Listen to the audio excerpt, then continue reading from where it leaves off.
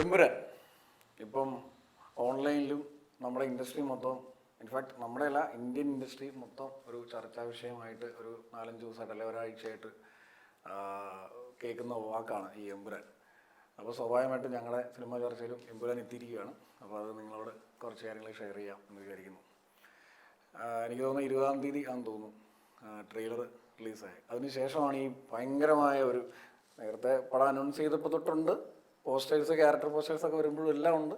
എന്നാൽ ഈ trailer last ആയപ്പോൾ തൊട്ടാണ് ഭയങ്കരമായ, കാരണം അതിനോട് അനുബന്ധിച്ച് തൊട്ടടുത്ത് തന്നെ ബുക്കിംഗ് ഓപ്പണായി. അങ്ങനെയാണെന്ന് തോന്നുന്നു ഭയങ്കര ഒരു ഇമ്പാക്റ്റ്. സോഷ്യൽ മീഡിയയിൽ കയറിയാൽ ആ 2 ദിവസം ഇതേ ഉള്ളൂ, വേറെ ആരും വേറൊന്നും സംസാരിച്ചാൽ തന്നെ അത് മാറ്റിയിട്ട് ഇതിനെപ്പറ്റി എന്തെങ്കിലും പറ എന്ന് പറയുന്ന ശൈലിയിലേക്ക് ഒരു ഇമ്പാക്റ്റ് ഉണ്ടായിട്ടുണ്ട്.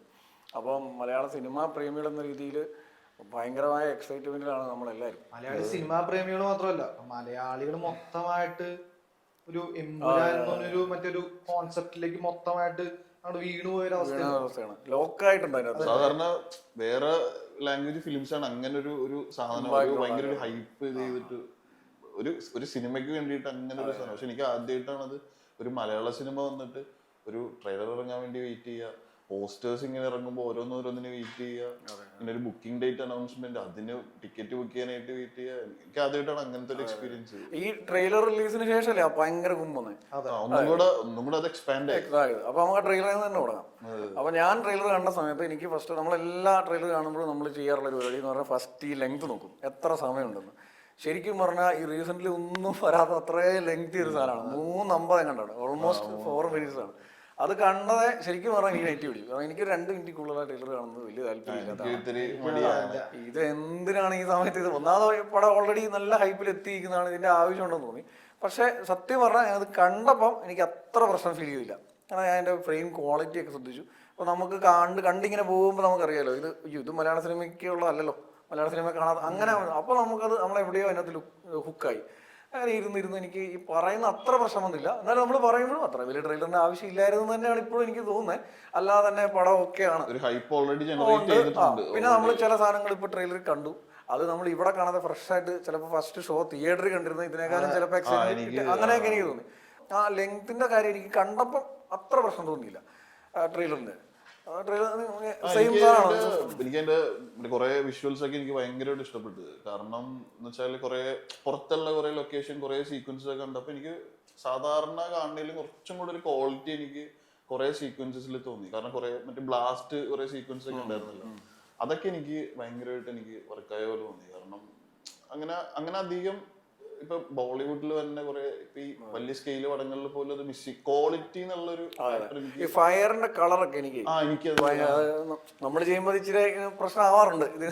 ഇപ്പൊ ബോളിവുഡ് സിനിമ എന്നൊക്കെ പറയുമ്പോ ഇന്ത്യൻ സിനിമയില് നമ്മള് മലയാളത്തിൽ നമ്മൾ ഒരിക്കലും പ്രതീക്ഷിക്കാത്തൊരു സാധനമാണ്. കാരണം മലയാളത്തിന്റെ ഒരു നമ്മളെ ഇൻഡസ്ട്രി എന്ന് പറഞ്ഞാൽ ചെറിയ ഇൻഡസ്ട്രിയാണ്. പക്ഷെ നമ്മൾ ആ ചെറിയ ഇൻഡസ്ട്രിയിൽ നിന്നുകൊണ്ട് നമ്മൾ പ്രതീക്ഷ ഉണ്ടാവും. ഓക്കെ, ഇപ്പൊ വലിയൊരു ബഡ്ജറ്റ് പടമാണ് ഈ കേരളത്തിലെ അല്ലെങ്കിൽ മലയാള സിനിമയിലെ ഏറ്റവും ബഡ്ജറ്റ് മുടക്കിയിട്ടുള്ള പടമാണെങ്കിൽ തന്നെ നമുക്കൊരു ഇതുണ്ടാവും. ചിലപ്പോൾ ഓക്കെ കുറച്ച് CG ഒക്കെ യൂസ് ചെയ്തിട്ടുണ്ടാവും. എന്നാലും പക്ഷെ ഈ ട്രെയിലർ കാണുമ്പോൾ ഒരു സാധനം എന്ന് വെച്ച് കഴിഞ്ഞാൽ മാക്സിമം CG കുറവാണെന്ന് തോന്നുന്നു യൂസ് ചെയ്തതാണ്. പക്ഷെ എല്ലാവരും ലൈവ് ഷൂട്ട് ചെയ്തിട്ടുള്ള പരിപാടികൾ അതിലാണെങ്കിൽ തന്നെ നമ്മളൊക്കെ അതൊരു എക്സൈറ്റ്മെന്റ് ആണ് വന്നത്. കാരണം മലയാളത്തിൽ ഇങ്ങനത്തെ ഒരു സാധനം വന്നത് ആദ്യമായിട്ടാണ്. അപ്പൊ അങ്ങനെ ഒരു സാധനം കാണുമ്പോൾ നമ്മൾക്ക് ഓൾറെഡി ഇപ്പൊ പൃഥ്വിരാജ്, ലാലേട്ടൻ ഓൾറെഡി ലൂസിഫർ എന്ന പടം ചെയ്ത് കഴിഞ്ഞിട്ട് പിന്നെ എമ്പുരാൻ സെക്കൻഡ് പാർട്ട് വരുമ്പോൾ നമുക്കൊരു എക്സ്പെക്ടേഷൻ ഉണ്ടാവും. പക്ഷെ ഈ ട്രെയിലർ നമുക്ക് തരുന്നൊരു സാധനം എന്ന് വെച്ച് കഴിഞ്ഞാൽ ആ നമ്മൾ ഓൾറെഡി എക്സ്പെക്ട് ചെയ്തിട്ടുള്ള സാധനത്തിന്റെ മോളിൽ പോകുന്നൊരു സാധനമാണ് ട്രെയിലറായിട്ട് കണ്ടത്. അപ്പോൾ ഓൾറെഡി മലയാളികൾ ഹുക്ഡാണ്. ട്രെയിലർ ഒന്നും കൂടെ നമ്മളെ പിടിച്ചതിലേക്ക് വലിച്ചു കയറ്റുകയാണ്. ഈ ബഡ്ജറ്റ് കാര്യം നമ്മൾ മലയാളത്തിലെ ഏറ്റവും വലിയ കാണുന്നത് നമ്മുടെ ഒരു ഊഹം നമ്മൾ അങ്ങനെ ആയിരിക്കണമെന്നൊന്നുമില്ല എന്നൊക്കെ പറയപ്പെടുന്നുണ്ട്. സ്റ്റിൽ നമുക്ക് നമ്മുടെ വിചാരം അങ്ങനെയാണ്. അതായത് കാണുമ്പോൾ അതുണ്ട്, കാണുമ്പോൾ അവസാനമുണ്ട്. നമുക്ക് ബുക്കിംഗ് ഇതിലേക്ക് വരാം. ബുക്കിംഗ് എക്സ്പീരിയൻസ് എങ്ങനെ ഉണ്ടായിരുന്നു?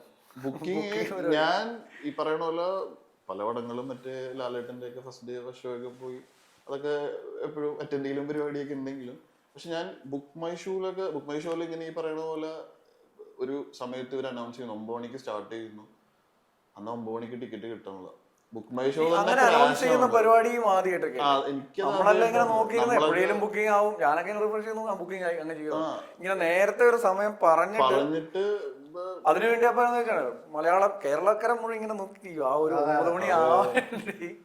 പക്ഷെ നമ്മള് സാധാരണ വെച്ചാൽ എന്താണ് ഇപ്പൊ ഒരു ഓക്കെ ഒരു പടം ബുക്ക് ചെയ്യാ കുറച്ച് റിലാക്സ് ഒക്കെ ചെയ്തിരുന്ന് വെറുതെ ലാപ്പിലോ അല്ലെങ്കിൽ ഫോണിലൊക്കെ ഇരുന്ന് ബുക്ക് ചെയ്യാന്ന് വിചാരിച്ച് നോക്കുമ്പോഴാണ് മനസ്സിലാവുന്നത് നമ്മൾ ഒറ്റയ്ക്കല്ല, മലയാളികൾ മൊത്തം ആ സാധനം ബുക്ക് ചെയ്യാൻ വേണ്ടി ഇരിക്കണം എന്നുള്ള സെറ്റപ്പാണ്.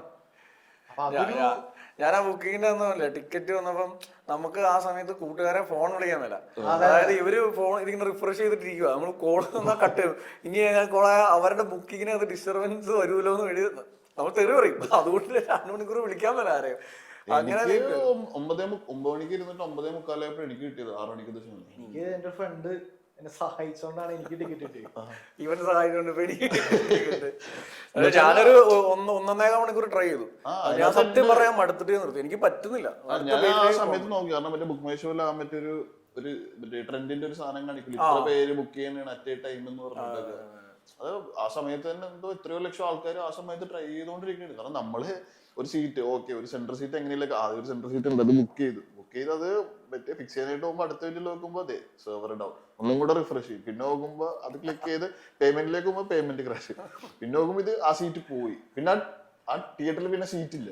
ഇത് ഇങ്ങനെ മറ്റേ തിയേറ്ററിൽ അങ്ങോട്ടും ഇങ്ങോട്ടും മറ്റേ സ്വിച്ച് ചെയ്തോണ്ടിരിക്കുന്നത്. ഞാൻ QR ഇതിങ്ങനെ ഓപ്പൺ ആക്കി വെച്ചിട്ടായിരുന്നു ഇരുന്നേ, പക്ഷെ എനിക്ക് ആ പേജ് കിട്ടിയില്ല. ഞാൻ എന്തോ ഭാഗ്യത്തിന് പേയ്മെന്റിന്റെ സേവ് ചെയ്ത് വെച്ചിട്ടുണ്ട്, അതാണ് എനിക്ക് അവസാനമായപ്പോ. പിന്നെ ഞാൻ മറ്റേ ഇവിടെ സാധനം ഇത് പോയി ഇനി ആരോടെങ്കിലും ചോദിക്കുക, ഏതെങ്കിലും കൂട്ടുകാർ കഴിഞ്ഞാൽ കാണാം എന്തിലായിരുന്നു. അങ്ങനെയാണ് ആ സാധനം കിട്ടിയത്. എനിക്ക് തോന്നുന്ന ബുക്ക് മൈ ഷോക്കാർ തന്നെ ക്രാഷ് ആയെന്ന് സമ്മതിച്ചു. അവർ അതിന്റെ ഇടയ്ക്ക് ഒരു പോസ്റ്ററൊക്കെ ഇട്ടിരുന്നല്ലോ, മറ്റേ തുടരുന്നില്ല ഒരു ബൈക്ക് പോണ സാധനം ഇങ്ങനെ. അതായത് അവര് തന്നെ സമ്മതിച്ചു നമ്മളെ കൊണ്ട് ഇതേ പറ്റുന്നുള്ളടേ, അങ്ങനെ ഒരു എന്തോ ഒരു ക്യാപ്ഷൻ ഉണ്ടായിരുന്നു, ഇത്രേ പറ്റുള്ളൂ എന്നൊക്കെ. പിന്നെ നമുക്ക് തോന്നിയ കേസ് ഉണ്ടല്ലോ, ഈ ബുക്കിംഗ് എല്ലാം കഴിഞ്ഞ് 2-3 ദിവസം കഴിഞ്ഞപ്പോഴാണ് നമ്മുടെ നാട്ടിലേത് ഗ്രൂപ്പിലാണ് വന്നത്, ഞങ്ങളുടെ കോട്ടയം ജില്ലയിൽ. അതായത് ഈ 27 എന്ന് പറഞ്ഞ ആ ഡേറ്റിൽ എല്ലാ തിയേറ്ററിലും എല്ലാ ഷോ ഈ പടം മാത്രമേ ഉള്ളൂ, എമ്പുരാൻ മാത്രം. അതായത് നമ്മൾ വർഷങ്ങളായിട്ട് ഈ സിനിമ ഫസ്റ്റ് ഷോ റിലീസിന് തന്നെ കണ്ട് 10-20 കൊല്ലമായിട്ട് കണ്ടു വന്ന. അപ്പം സാധാരണ എങ്ങനെ സംഭവിക്കുന്നത് വെച്ച് കഴിഞ്ഞാൽ ഓരോ ഗ്രൂപ്പ് ഓഫ് തിയേറ്റേഴ്സ് ആണ് ഓരോ പടം എടുക്കുന്നത്. ഇപ്പൊ പാല പറയുകയാണെങ്കിൽ പാലയിൽ മഹാറാണി ജോസ് അങ്ങനെയുണ്ട്, യൂണിവേഴ്സലിനൊക്കെ നേരെ കിട്ടുന്നുണ്ട്. ഇതൊക്കെ പല ഓണർഷിപ്പിലുള്ളവരാണ്. അപ്പൊ ഈ ഓണർ ഒരു സിനിമ എടുത്താൽ അത് ബാക്കി മിച്ചുള്ള പടമായിരിക്കും ആ ഓണേഴ്സ് എടുക്കുക. അപ്പൊ ഇവിടെ ഒരു പടം കളിച്ചാൽ അവിടെ വേറൊരു പടമായിരിക്കും. അങ്ങനെ ഇതുവരെ ചരിത്രം ഉണ്ടായിട്ടുള്ളൂ. ഇപ്പൊ ഇവിടെ നോക്കുമ്പോഴേക്കും ഇതെല്ലാം ഇവരെടുത്തേക്കുക. അതായത് ഒരു മനുഷ്യന് 27-ാം തീയതി വീട്ടിൽ നിന്ന് കോട്ടയം ജില്ലയിൽ ഇറങ്ങിയ ഒരു സിനിമ കാണാമെന്ന് വിചാരിച്ചാൽ എമ്പുരാൻ അല്ലാതെ ഒരു സിനിമ കാണാൻ പറ്റിയ. എനിക്ക് തോന്നുന്നു എറണാകുളത്തും ആ ഒരു സെയിം സെറ്റപ്പ്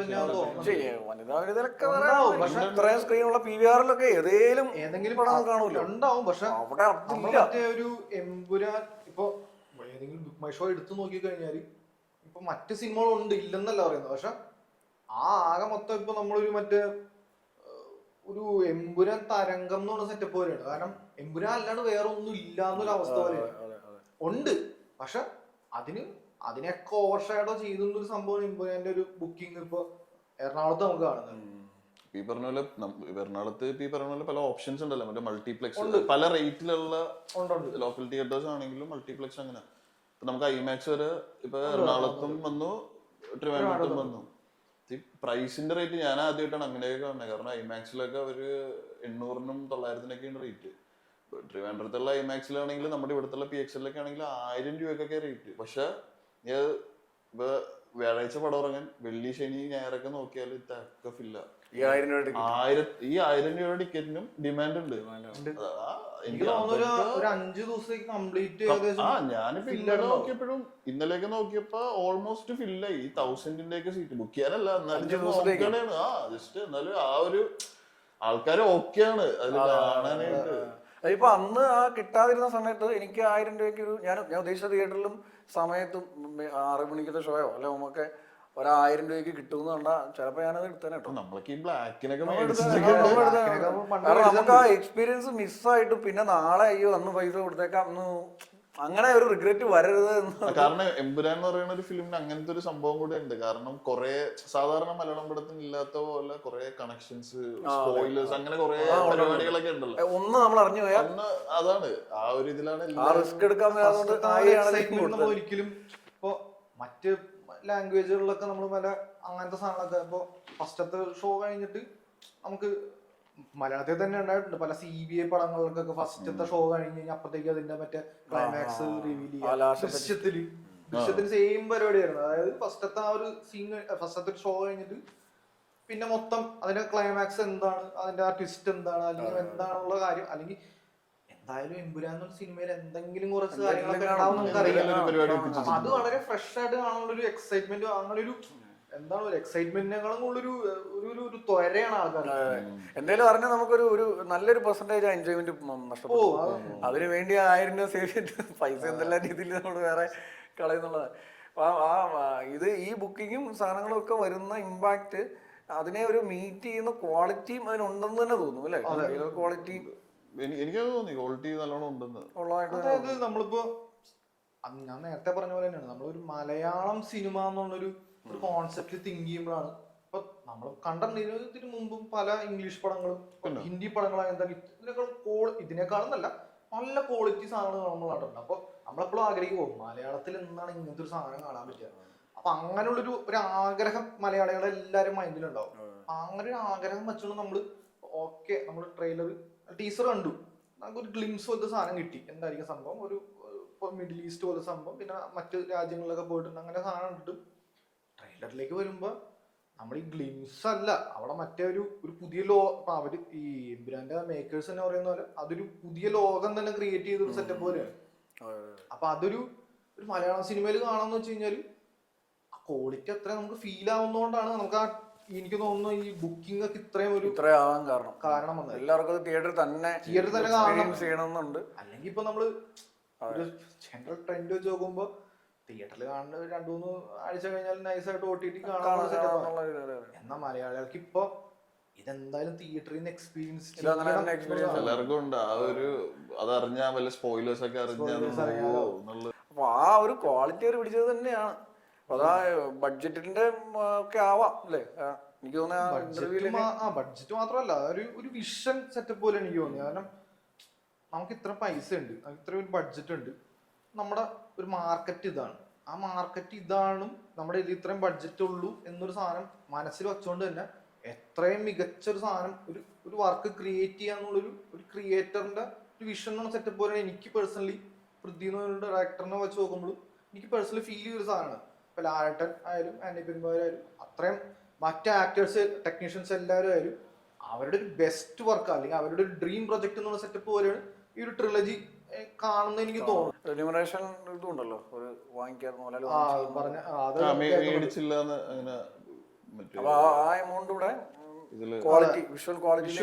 ഇതിന്റെ ഒരു ഫസ്റ്റ് മറ്റേ പോസ്റ്റർ ഇറങ്ങിയപ്പോ മറ്റേ പുള്ളി ഇങ്ങനെ ഫേസ് ചെയ്തിട്ടൊരു നമ്മള് സാധാരണ മറ്റേ വെസ്റ്റേൺ മൂവീസിൽ കാണുന്ന ആ ചോപ്പറൊക്കെ ഇങ്ങനെ ഫേസ് ചെയ്തിട്ടുള്ളൊരു സീൻ ഉണ്ടായിരുന്നല്ലോ. അപ്പൊ അത് മറ്റേ AI ആണെന്നൊക്കെ പറഞ്ഞിട്ട് അങ്ങനെ ഒരു പോസ്റ്റർ ഇറക്കുമ്പോ AI ഇത് ഭയങ്കര കോമൺ ആണല്ലോ. അപ്പൊ AI ആണ് എന്നൊക്കെ പറഞ്ഞിട്ട് കുറെ പോസ്റ്ററൊക്കെ ഉണ്ടായിരുന്നു. അപ്പൊ കഴിഞ്ഞ ദിവസം അത് ചെയ്ത ആള് വന്നിട്ട് ട്രെയിലറിൽ ഈ സീനുണ്ട്, ആ ബ്ലാസ്റ്റിൽ ഇങ്ങനെ അത് ഇങ്ങനെ കത്തുന്ന ഒരു സീൻ. അപ്പൊ അതൊക്കെ ശരിക്കും പറഞ്ഞാൽ അങ്ങനത്തെ ഒരു സാധനം നമ്മളിവിടെ കണ്ടിട്ടേ ഇല്ല. അതായത് അവർക്ക് വേണമെങ്കിൽ അതൊരു VFX ഒക്കെ വെച്ച് ചെയ്യും. പക്ഷെ എനിക്ക് അങ്ങനെ ട്രെയിലർ കണ്ടിട്ട് ഒരു VFXന്റെ ഒരു പരിപാടി എനിക്ക് അങ്ങനെ തോന്നിയില്ല. ഉണ്ടാവും ഉറപ്പായിട്ട് പ്രാക്ടിക്കൽ എഫക്ട്സ് എന്തെങ്കിലും പരിപാടി യൂസ് ചെയ്തിട്ടുണ്ടാവും. പക്ഷെ അത് വളരെ കുറവങ്ങണ്ട, അല്ലാതെ നമുക്ക് അത്ര വിഷനിൽ എന്തായാലും അധികം കോംപ്രമൈസ് ചെയ്തിട്ടില്ല എന്ന് എനിക്ക് തോന്നി. പിന്നെ ഫൈറ്റ് ഒന്നും ഡ്യൂപ്പൊന്നും ഇല്ലായിരുന്നു എന്നൊക്കെ പറഞ്ഞല്ലോ പുള്ളി. അത് ചലഞ്ച് ചെയ്തെന്ന് പറഞ്ഞല്ലോ, OTT വരുമ്പോ നിങ്ങളൊക്കെ പോസ് ചെയ്ത് നോക്കാം. ഓൾറെഡി പറഞ്ഞല്ലോ. ഇപ്പൊ ഈ പടം കണ്ടു കഴിഞ്ഞിട്ട് നമുക്കൊരു മൈൻഡ് ഒരു ബഡ്ജറ്റ് ഉണ്ടാവില്ല. പ്രതി പറഞ്ഞ കാര്യമാണ്, ഒരു ബഡ്ജറ്റ് ഉണ്ടെങ്കിൽ ആ ബഡ്ജറ്റിനെക്കാളും കുറവായിരിക്കും എന്റെ ഒറിജിനൽ ബഡ്ജറ്റ് എന്ന് പറഞ്ഞിട്ടുണ്ട്. അപ്പൊ അത്രയും കോൺഫിഡൻസ് ഉണ്ട് അവർക്ക് ആ സാധനം. ഈ റെമ്യൂണറേഷൻ കുറച്ചു എന്ന് പറഞ്ഞില്ലേ, കുറച്ചു എന്നൊന്നുമല്ല, പുള്ളി പൈസ വാങ്ങിച്ചിട്ടില്ലെന്നൊക്കെ പറഞ്ഞത്. അപ്പൊ അത് സ്വാഭാവികമായിട്ടും നമ്മൾ ചിന്തിക്കും പുള്ളിയുടെ തന്നെ പ്രൊഡക്ഷനാണ് സംഭവമാണ്, അതുകൊണ്ട് വാങ്ങിക്കണ്ടല്ലോ എന്ന് അങ്ങനെ വിചാരിക്കും. പക്ഷെ എന്താണെന്ന് പറഞ്ഞാലും ഒരു ആക്ടർ പ്രൊഡ്യൂസർ അത് ചെയ്തതുകൊണ്ട് ഈ ഒരു സാധനം വന്നത്. അതായത് പുള്ളി മേടിക്കണ്ട, പൈസ വാങ്ങിക്കണ്ടെന്ന് വെച്ചു. അപ്പൊ അതുകൊണ്ട് എന്താണേലും ഒരു മോഹൻലാലിന്റെ പിന്നെ പൃഥ്വിരാജിന്റെ പിന്നെ പുള്ളി സംവിധാനം ചെയ്യുന്ന അങ്ങനെ എല്ലാത്തിന്റെയും കൂടെ റെമ്യൂണറേഷൻ കണക്ക് കൂട്ടി കഴിഞ്ഞാൽ ഒരു 10-15 CR വരും. ഈ 15 CR പ്രൊഡക്ഷനിലേക്ക് ഇടുക എന്ന് പറയുമ്പോൾ ഒരു അത്യാവശ്യം നല്ലൊരു മലയാളം സിനിമയുടെ ബഡ്ജറ്റ് പ്രൊഡക്ഷനിലേക്ക് ചെയ്യുന്നു. അത്യാവശ്യം നല്ലൊരു ബഡ്ജറ്റ് പടത്തിന്റെ ഒരു ഇത് തന്നെ.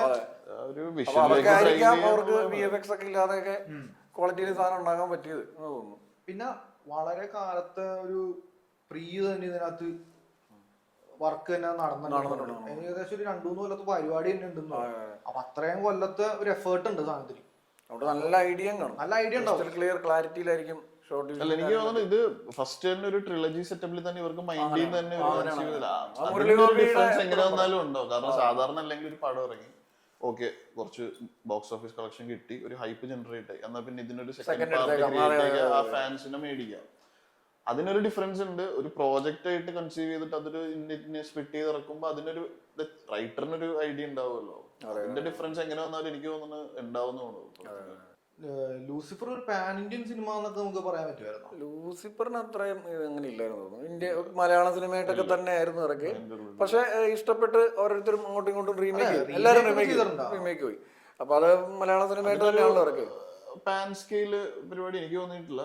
ഒരു ഫാൻ ബോയ് പടം ആയിരുന്നു. എനിക്ക് തോന്നുന്നത് ലൂസിഫർ ഇങ്ങനെ ബാക്കി ലാംഗ്വേജിലേക്ക് വർക്ക് ആയതുകൊണ്ട് ഈ സിനിമയും അങ്ങനെ ഒരു പാൻ ഇന്ത്യൻ ഫീല് നമുക്ക് വരുന്നെന്ന് തോന്നുന്നത്. അതായത് പാൻ ഇന്ത്യൻ ആക്കാനായിട്ട് അവർ അതിനകത്തൊന്നും ചെയ്തിട്ട് എനിക്ക് തോന്നുന്നില്ല. കാരണം എൻ്റെ ഒരു ഓർമ്മയിൽ ഈ പാൻ ഇന്ത്യൻ കൾച്ചർ എന്ന് പറയുന്ന സാധനം സ്റ്റാർട്ട് ചെയ്തത് നമ്മുടെ കാലാപാനിയൊക്കെ സമയത്തൊക്കെ തന്നെ ആയിരിക്കും. 96 ഉള്ളതാണ്, 30 വർഷം മുമ്പേ. അന്ന് അതിനകത്ത് ഇവർ ചെയ്തൊരു ടാറ്റിക്സ്, അതായത് നമ്മുടെ ഇൻഡസ്ട്രിയിൽ ഉള്ള തിയേറ്ററുകളുടെ എണ്ണം കൊണ്ട് ഈ വലിയ ബഡ്ജറ്റ്, അന്നത്തെ കാലത്ത് വലിയ ബഡ്ജറ്റായിരുന്നു, ഓല തന്നെയാണ് അതിൻ്റെ പ്രൊഡക്ഷൻ. അപ്പോൾ അന്ന് അത് മീറ്റ് ചെയ്യാൻ വേണ്ടി ചെയ്ത പരിപാടി 3-4 ലാംഗ്വേജിലെ അത്യാവശ്യം നോൺ ആയിട്ടുള്ള കുറേ ആർട്ടിസ്റ്റുകളെ ഇടുകയില്ല.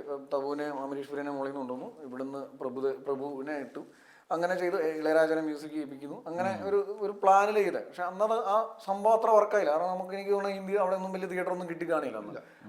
ആ സ്ട്രാറ്റജി പിന്നെ സൗത്ത് ഇന്ത്യയിലെ പല സിനിമക്കാരും പിന്നീട് ഫോളോ ചെയ്ത് തോന്നി. ഈവൻ പ്രിയദർശൻ്റെ തന്നെ മരക്കാരെ വന്ന് നിൽക്കുമ്പോൾ അതിലും ആ സെയിം സാധനം ചെയ്തിട്ടുണ്ട്.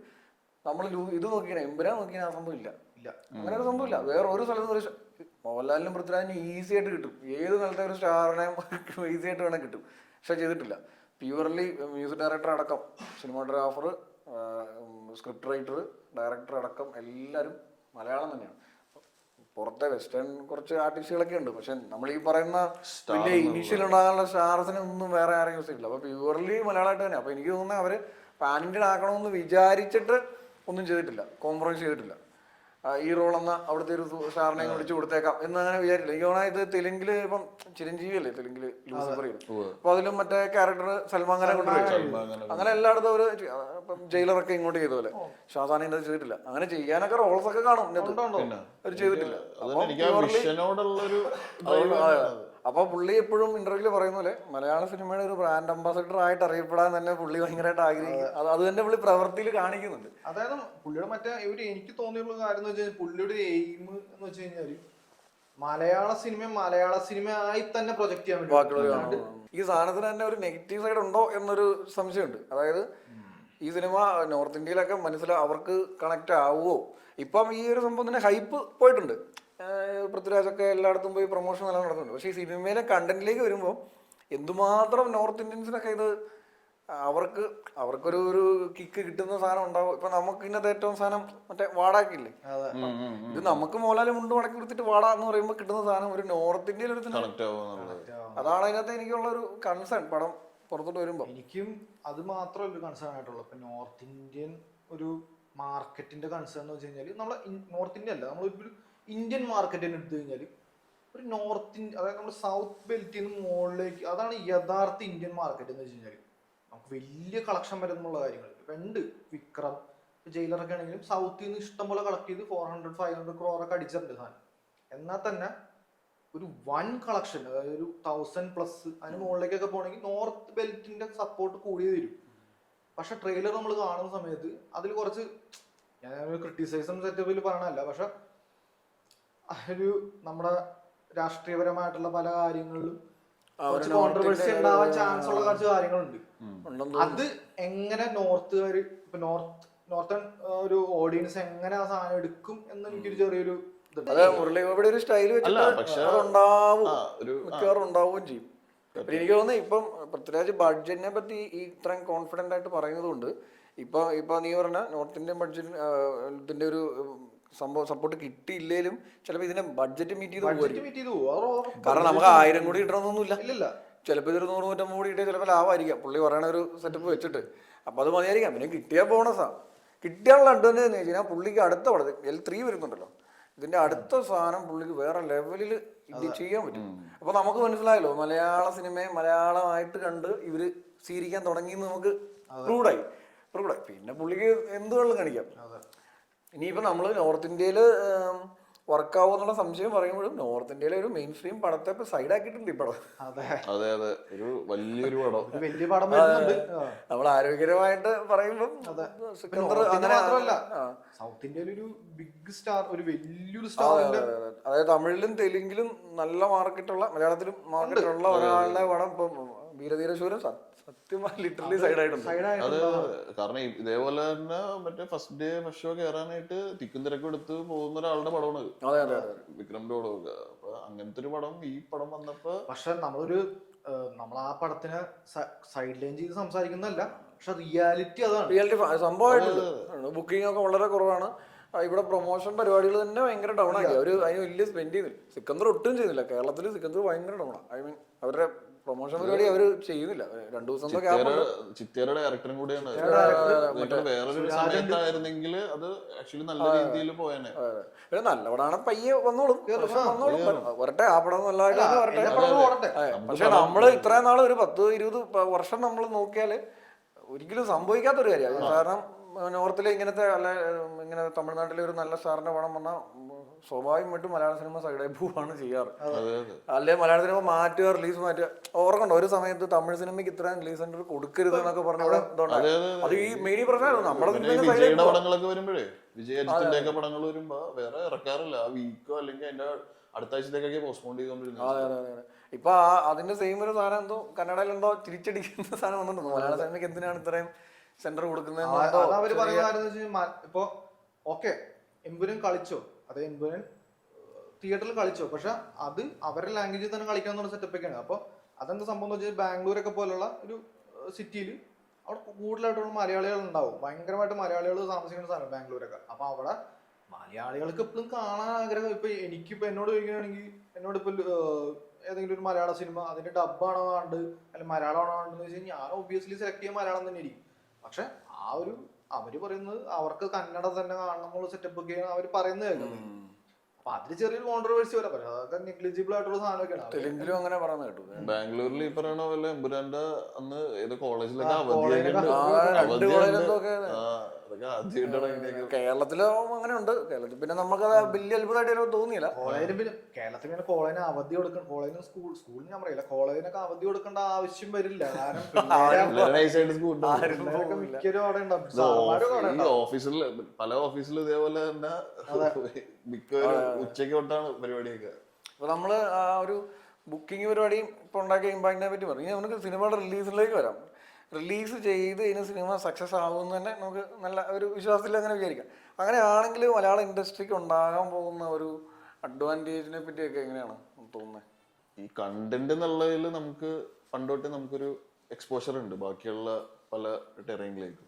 ഇപ്പൊ എനിക്ക് ഇപ്പൊ ഈ ട്രെയിലർ ഇറങ്ങിയതിന്റെ ഈ ക്വാളിറ്റി വെച്ചിട്ടും എല്ലാം കൊണ്ടും എനിക്ക് ഇത് വലിയ രീതിയിൽ സക്സസ് ആവണമെന്ന് തന്നെയാണ്. കാരണം എന്നാലേ പുറത്തുള്ള പല വലിയ വലിയ ഡിസ്ട്രിബ്യൂട്ടേഴ്സ് പ്രൊഡ്യൂസേഴ്സിനൊക്കെ ഇവിടെ ഒന്ന് നമ്മളുടെ പടം ചെയ്യാനുള്ളൊരു ധൈര്യം ഉണ്ടാവുള്ളൂ.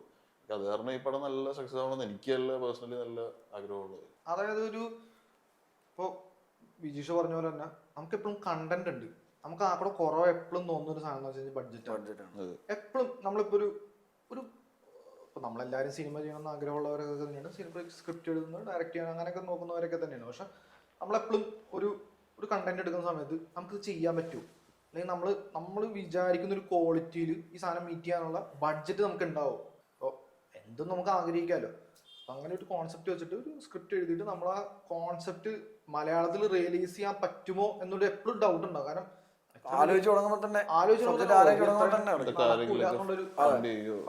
ആൾക്കാർ ഇത്ര പൈസ മുടക്കുവോ, ഈ പൈസ മുടക്കിയാൽ തന്നെ ഇത് കാണുമോ ആരെങ്കിലും, അങ്ങനത്തെ ഒരു മൈൻഡൊക്കെ ഉണ്ടാവും. ഈ പടം ഒരു വൻ ഹിറ്റ് ആയി കഴിഞ്ഞു കഴിഞ്ഞാൽ നമുക്ക് ഓൾറെഡി അങ്ങനെ സാധനം തുറന്നു കിട്ടണതാണ്. കാരണം നമ്മുടെ ഒരു മാർക്കറ്റ് കുറച്ചും കൂടി എനിക്ക് തോന്നുന്നു കുറച്ചും കൂടി ഇന്ത്യ കഴിഞ്ഞ് പുറത്തേക്ക് പോകാൻ ചാൻസ് ഉള്ളൊരു മാർക്കറ്റ് ഓപ്പൺ ആയി തന്നെയാണ് അവിടെ. എമ്പുരാൻ കഴിഞ്ഞ അടുത്ത് ഏതെങ്കിലും നല്ല ഫിലിം മേക്കർ വന്നിട്ട് ഒരു നല്ല കോൺസെപ്റ്റ് വെച്ചിട്ട് നല്ല ഇപ്പോൾ പുറത്തേക്കൊക്കെ ഏതെങ്കിലും അല്ലെങ്കിൽ ഇവിടെ തന്നെ ഏതെങ്കിലും ഒരു നല്ലൊരു പ്രൊഡ്യൂസറിന് അല്ലെങ്കിൽ നല്ല അത്യാവശ്യം ബഡ്ജറ്റ് ഇറക്കാൻ പറ്റുന്ന ഒരു പ്രൊഡ്യൂസറിന് അയാൾക്കൊരു കോൺഫിഡൻസ് തന്നെയാണ്. ഇപ്പൊ ഞാൻ ഇത്രയും ബഡ്ജറ്റ് എനിക്കൊരു പ്രൊഡക്റ്റിന് വേണ്ടി ഇറക്കി കഴിഞ്ഞ് കഴിഞ്ഞാൽ എനിക്ക് അത്രയും റിട്ടേൺസ് തിരിച്ച് കിട്ടുന്ന ഉറപ്പുള്ള ഒരു സാധനം ഓൾറെഡി നമുക്ക് ഇപ്പൊ ഈ പടം ഹിറ്റ് ഇവിടെ ബഡ്ജറ്റ് ഇറക്കാനുള്ള ആൾക്കാരുണ്ട്. പക്ഷെ ഈ പേടി എല്ലാവർക്കും അത് റൈറ്റേഴ്സിനും ഡയറക്ടേഴ്സിനും ഒക്കെ ഉണ്ട്. ഇപ്പൊ വലിയൊരു കോൺസെപ്റ്റ് ആയിട്ട് ഇപ്പൊ ഒരു സീനിയർ ഡയറക്ടർ എടുത്ത് കഴിഞ്ഞാൽ പുള്ളി തന്നെ ചിലപ്പോൾ 2 തവണ ആലോചിക്കും ഇത് നമുക്ക് നമ്മുടെ കയ്യിൽ നിൽക്കുന്നതാണോ എന്ന് ചിന്തിക്കുന്ന ഒരു അവസ്ഥ മലയാള സിനിമയ്ക്കുണ്ട്, വർഷങ്ങളായിട്ടുണ്ട്. അത് പയ്യെ മാറുന്നൊരു സാരിയൊക്കെ തോന്നുന്നുണ്ട് ഇപ്പം. ഇത് ഇപ്പൊ പറഞ്ഞ ഇതങ്ങ് സക്സസ് ആയാൽ അതങ്ങ് അടിവരെ ഇടും അല്ലേ. പുറകെ ഒരു 2-3 പടം ഒക്കെ വേറെ ആരെങ്കിലും ഒക്കെ കൂടെ ചെയ്യുവാണെങ്കിൽ ഭയങ്കര. പിന്നെ എല്ലാവരും ഇങ്ങോട്ട് ശ്രദ്ധിക്കാൻ തുടങ്ങിയിട്ടുണ്ടല്ലോ. ഇപ്പോൾ അത് 2-3 വർഷമായിട്ടുണ്ട്. ബാക്കി എല്ലാ ഇൻഡസ്ട്രിയും മലയാള സിനിമയിലെ ഇങ്ങനെ നോക്കിയിരിപ്പുണ്ട്. നമ്മൾ ക്രിയേറ്റ് ചെയ്യുന്ന സെറ്റപ്പ് ഉണ്ട്. അതായത് നമ്മൾ കണ്ടന്റ് ഉണ്ട്, നമ്മൾ ഇത്ര ലിമിറ്റഡ് ബഡ്ജറ്റ് വെച്ചിട്ട് തന്നെ നല്ല കണ്ടന്റ് പ്രൊഡ്യൂസ് ചെയ്യുന്നുണ്ട്. നമുക്ക് കുറച്ചും കൂടെ ബഡ്ജറ്റ് കിട്ടിയാൽ നമ്മൾ എന്തായിരിക്കും പ്രൊഡ്യൂസ് ചെയ്യുക എന്നുള്ളൊരു ക്യൂരിയോസിറ്റി ഉണ്ടാവും അവർക്ക്.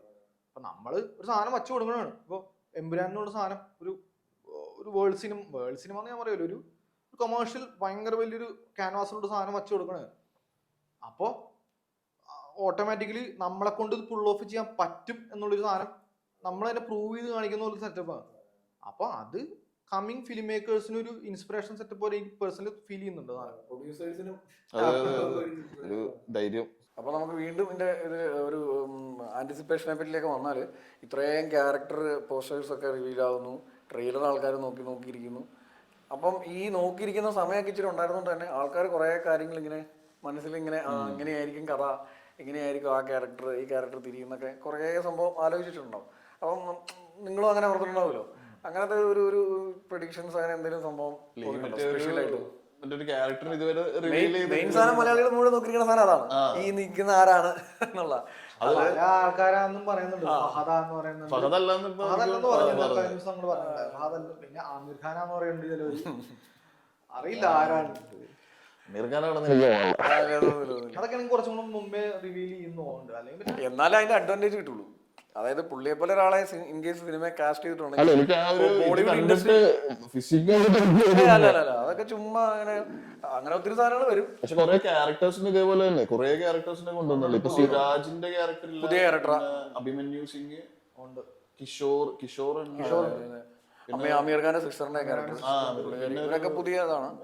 പിന്നെ മറ്റേ വെസ്റ്റേൺ നമ്മുടെ ഗെയിം ഓഫ് ത്രോൺസിലെ പുള്ളി, അങ്ങനെ കുറെ പേര്. അതുകൊണ്ട് പിന്നെ അല്ലാതെ കഥയിൽ എന്തെങ്കിലും ഒരു പ്രൊഡിക്ഷൻ തോന്നുന്നു ഇങ്ങനെയായിരിക്കും ഇങ്ങനെ. ഇപ്പം ചിലർ പറയല്ലോ ടൊവിനോ തന്നെയാണ് വില്ലനെന്ന് തോന്നുന്നു, അങ്ങനെയൊക്കെ രസമുള്ള പരിപാടി. അതൊക്കെ എനിക്ക് അതിലൊക്കെ ഒരു ചില ഡയലോഗ്സ് എനിക്ക് അങ്ങനെ തോന്നി.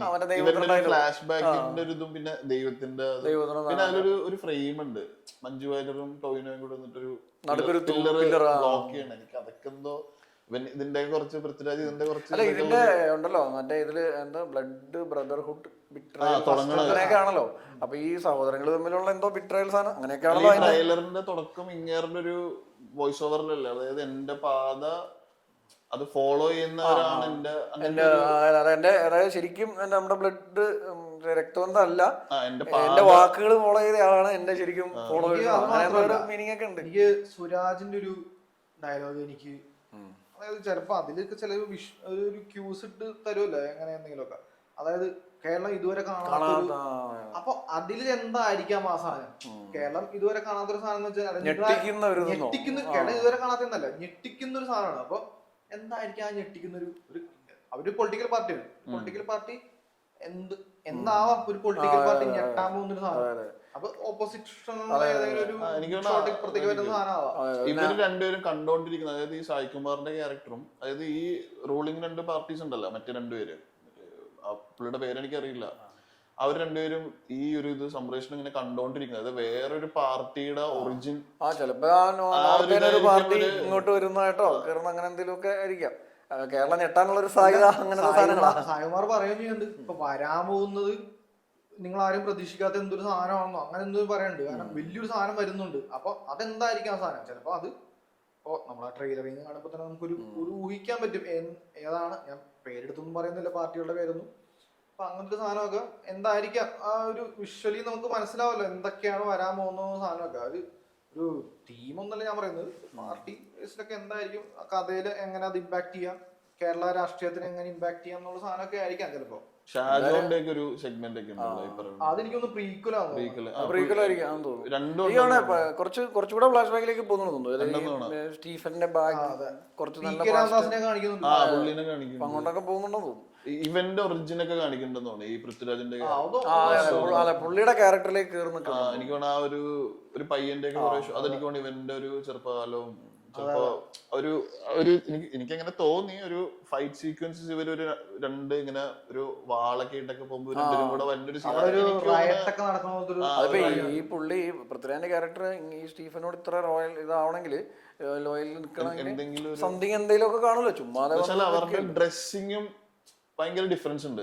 അതായത് ഇപ്പൊ ഇവർ എക്സിസ്റ്റ് ചെയ്യണ ആ ഒരു ഈ ഖുറേഷി എന്ന് പറയുന്ന ക്യാരക്ടറും ഈ മസൂദ് എന്ന് പറയുന്ന ക്യാരക്ടർ എക്സിസ്റ്റ് ചെയ്യണ ഒരു പേഴ്സണയും മറ്റേതും തമ്മിൽ ഭയങ്കര വ്യത്യാസമുണ്ട്.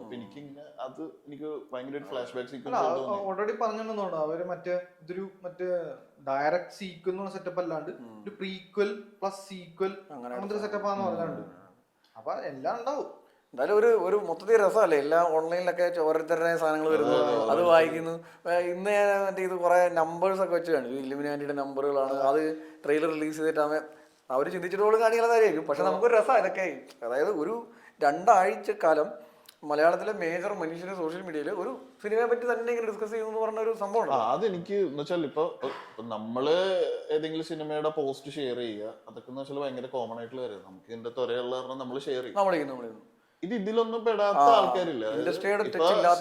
ഒരു സിനിമ അതിപ്പോ ഇന്ന് കണ്ടില്ലേ നാളെ കാണാം എന്ന് വരെ ചിന്തിക്കുന്ന ആൾക്കാർ ഇതിന്റെ സ്റ്റോറി ഒക്കെ ഷെയർ ചെയ്യണം. അതൊക്കെ ഞാൻ ഒരു കൾച്ചറൽ സാധാരണ മറ്റേ മാർവലിന്റെ പടത്തിനൊക്കെ കാണും. അതല്ലാണ്ട് ഇങ്ങനെ ഞാൻ അത് എമ്പുരാനിലാണ് ഞാനത് കണ്ടത്. അത് മെയിൻ എനിക്ക് തോന്നുന്നത് മലയാളികൾക്കൊരു ഇപ്പോ കൾച്ചറലി സിഗ്നിഫിക്കന്റ് ആണെന്ന് ഞാൻ പറയില്ല, പക്ഷെ ഒരു അഭിമാനം പോലത്തെ ഒരു സാധനം പോലെ എനിക്ക് തോന്നുന്നുണ്ട്. മലയാളി ഞങ്ങളുടെ തെലുങ്ക് അവിടെ തോന്നുന്നു പ്രസ് മീറ്റിലൊക്കെ ഈ മലയാളത്തെ പറ്റി പറയുമ്പോൾ ആൾക്കാരുടെ കൈയിടി അവിടുത്തെ മലയാളികളൊക്കെ വന്നിരിക്കും അത് കാണാൻ. അപ്പൊ എല്ലാവർക്കും ഒരു പ്രൗഡ് പടം കൂടെ അങ്ങനെ ആവട്ടെ, പടം നല്ലതാവട്ടെ. ശരിക്കും നമ്മൾ ഈ ഡിസ്കസ് അല്ലെ ആലോചിച്ച് കൂട്ടിയ കഥയുടെ സാധനങ്ങളിലൊക്കെ അപ്പുറത്തേക്ക് ഒരു സാധനം ആയിരിക്കണം പുള്ളി ആവട്ടെ. മുരളിഗോപി എന്തായാലും അങ്ങനെ നമ്മളൊരു സിമ്പിൾ റൈറ്റർ അല്ല പുള്ളി. അല്ലല്ലോ ഒരിക്കലും. കുറച്ച് ഇന്റർപ്രിട്ടേഷൻസ് കാണും, ഡീപ്പ് ഐറ്റംസ് ഡീപ്പായിട്ടുള്ള സാധനം ഉണ്ട്. അപ്പൊ എനിക്ക് തോന്നുന്നു ലൂസിഫറും നമ്മളൊരു കൊമേഴ്ഷ്യൽ സിനിമ എന്നല്ലാണ്ട് മറ്റൊരു കുറച്ചുകൂടി എനിക്കറിയില്ല ഷുഗർ കോട്ടഡ് ഡീപ് കണ്ടന്റിനെ ഇച്ചിരി മസാലൈസ് ചെയ്യാനുള്ള ഒരു കേപ്പബിലിറ്റി പൃഥ്വിരാജ് ഡയറക്ടറിനും ഉണ്ട്. നല്ല പുള്ളിക്ക് മോഹൻലാലിനെ യൂസ് ചെയ്യാൻ നന്നായിട്ട് അറിയാം. അതും പുള്ളി ചെറിയ സ്ട്രഗ്ലിംഗ് ടൈമിലായിരുന്നു ലൂസിഫർ പുള്ളി നല്ലപോലെ യൂസ് ചെയ്തു. അത് രണ്ടും കൂടെ അവരങ്ങ് ചേർന്നപ്പം നല്ല കാര്യമുണ്ട്. ഇത് അവര് എപ്പോഴും പറയുന്ന ഒരു 3 പാർട്ട് സാധനമാണ്. അപ്പൊ ആ 3 പാർട്ട് എന്ന് വെച്ച് കഴിഞ്ഞാൽ നമ്മളിപ്പോ ലൂസിഫറിൽ മൊത്തം കാണിക്കേണ്ട ആവശ്യമില്ല. അപ്പൊ അത് ചിലപ്പോ 2ലും 3ലും ഒക്കെ ത്രീയിലേക്ക് ലീഡ് പോസ്റ്റ് ക്രെഡിറ്റ് സീൻ ഉണ്ടെന്നൊക്കെ പുള്ളി പറഞ്ഞിട്ടുണ്ടല്ലോ. പടം കഴിയുമ്പോഴേ ഇറങ്ങിപ്പോരുത്, ഒരു പോസ്റ്റ് ക്രെഡിറ്റ് സീൻ ഉണ്ടാവും, അത് കണ്ടിട്ടേ ഇറങ്ങാവുള്ളൂ, അത് 3ലേക്ക് ലീഡ് ചെയ്യുന്നതാണ് പറഞ്ഞിട്ടുണ്ട്. ഈ ലൂസിഫറിൽ തന്നെ ഫസ്റ്റത്തെ ആ എനിക്കൊന്ന് 1 മിനിറ്റ് എന്തോ 2ന്റെ മറ്റേ നമുക്ക് ഓൾറെഡി ആ ക്യൂ തരുന്നുണ്ട് മറ്റേ ഈ ഖുറേഷി. പക്ഷെ നമ്മൾ അത് കാണുമ്പോ അങ്ങനെ അത്ര ശ്രദ്ധിക്കില്ല. കൊറേ മറ്റേ പേപ്പർ കട്ടിങ്സ് ഇന്റർപോളോ ഇപ്പൊ രണ്ടാമത് ഇപ്പൊ ഈയിടെ ഒന്നുകൂടെ വായിച്ച് ചെയ്തപ്പോഴും നമ്മള് അന്ന് അത്ര അങ്ങ് ശ്രദ്ധിച്ചൊന്നുമില്ല. അപ്പൊ അങ്ങനെ ഒരു നല്ല സെറ്റപ്പ് ആവട്ടെ. അപ്പൊ പടം ഫസ്റ്റ് ദിവസം തന്നെ കാണിയില്ലേ? ഞങ്ങൾ ഒരുമിച്ചാണ് സിനിമ. എനിക്കൊരു ഇഷ്ടമുള്ള തിയേറ്റർ വരുന്നതായിരുന്നു, ഒരു നടപടി ഉണ്ടായില്ല. ഇവൻ സഹായിച്ചോണ്ട് ഇപ്പൊ പടം കാണാം. അപ്പൊ പടം കണ്ടിട്ട് ഇതുപോലെ അതിനെപ്പറ്റി ഇതുപോലെ വീണ്ടും മറ്റേ ഗൂസ് ബംസോടെ സംസാരിക്കാൻ നമുക്ക് വീണ്ടും ഒരു സെഷൻ വരാൻ പറ്റട്ടെ. എല്ലാവരും പടം കാണുക. ഈ പറഞ്ഞ പോലെ നമ്മുടെ ഒരു അഭിമാന പടമായിട്ട് വരട്ടെ. അതിലൂടെ നമ്മൾ മലയാളീസ് ബാക്കി ലാംഗ്വേജിലെ ബ്രഹ്മാണ്ഡ സിനിമകൾ കാണുന്ന കൂട്ടത്തിൽ അതേ ലാംഗ്വേജിലെ ചെറിയ ക്യാൻവാസ് സിനിമകൾ എൻജോയ് ചെയ്യുന്ന ആൾക്കാരാണ് നമ്മൾ. ഇപ്പോൾ നമ്മൾ എന്താണ് വിജയുടെ അല്ലെ ബാഹുബലി കാണുന്ന പോലെ തന്നെ നമ്മൾ ചിത്തയും കാണാറുണ്ട്, കാക്കമുട്ടയും നമ്മൾ കാണാറുള്ളവരാണ്. അതുപോലെ ശരിക്കും തിരിച്ച് ഇങ്ങോട്ടുകൂടെ വരണം. ഇവിടെ വരുന്ന ഇങ്ങനത്തെ ഇപ്പം എമ്പുരാൻ പോലെ വലിയ ക്യാൻവാസ് പടങ്ങൾ അല്ലാതെ നമ്മുടെ കണ്ടന്റുള്ള ചെറിയ ക്യാൻവാസിലുള്ള നല്ല സിനിമകൾ കാണാനും തെലുങ്ക് പ്രേക്ഷകരും തമിഴ് പ്രേക്ഷകരും കന്നഡ പ്രേക്ഷകരും ഒക്കെ വരുന്ന ഒരു സാഹചര്യത്തിന് നമ്മളെല്ലാ സിനിമകളും കാണാം. അതുപോലെ ഇങ്ങനെ വരുന്ന ഒരു വഴി തെളിഞ്ഞു വരുന്ന ഒരു നല്ല സമയമാണ് നമുക്കിപ്പോൾ. അത് അങ്ങ് തുടർന്ന് അതിന് എമ്പുരാൻ നല്ലൊരു ഇതാവട്ടെ എന്ന് ആശംസിക്കാം അല്ലേ? അങ്ങനെ നിർത്താം. Okay, thank you.